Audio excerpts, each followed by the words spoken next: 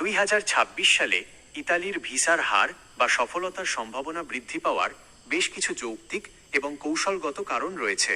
ইতালীয় সরকারের সাম্প্রতিক ডিক্রেটো ফ্লাসি বা কর্মী নিয়োগ সংক্রান্ত বিশেষ ডিক্রির কারণেই মূলত এই সম্ভাবনা তৈরি হয়েছে।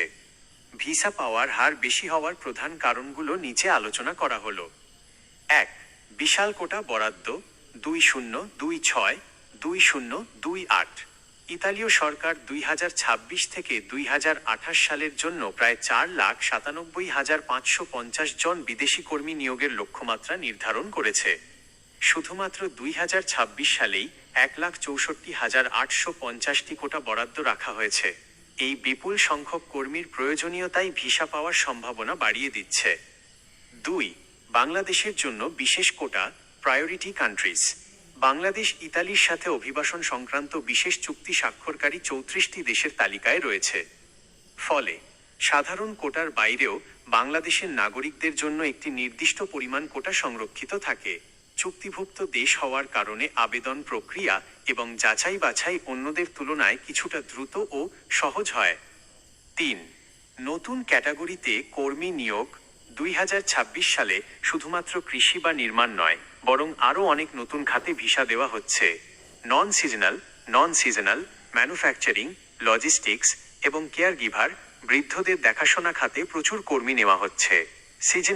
সিজনাল, পর্যটন এবং কৃষি খাতের জন্য বড় একটি অংশ বরাদ্দ রাখা হয়েছে। 4. ডিজিটাল ও কঠোর যাচাই ব্যবস্থা ক্লিক ডে। ইতালিতে বর্তমানে ক্লিক ডে সিস্টেমের মাধ্যমে আবেদন গ্রহণ করা হয়। যারা সঠিক সময় এবং নির্ভুল নথিপত্র সহ আবেদন জমা দিতে পারেন তাদের ভিসা পাওয়ার হার প্রায় 100%। 2026 সালে এই ডিজিটাল প্রক্রিয়া আরও স্বচ্ছ করার উদ্যোগ নেওয়া হয়েছে, যা দালালের দৌরাত্ম্য কমিয়ে সরাসরি যোগ্য প্রার্থীদের সুযোগ করে দিচ্ছে। 5. দক্ষ কর্মীর অভাব।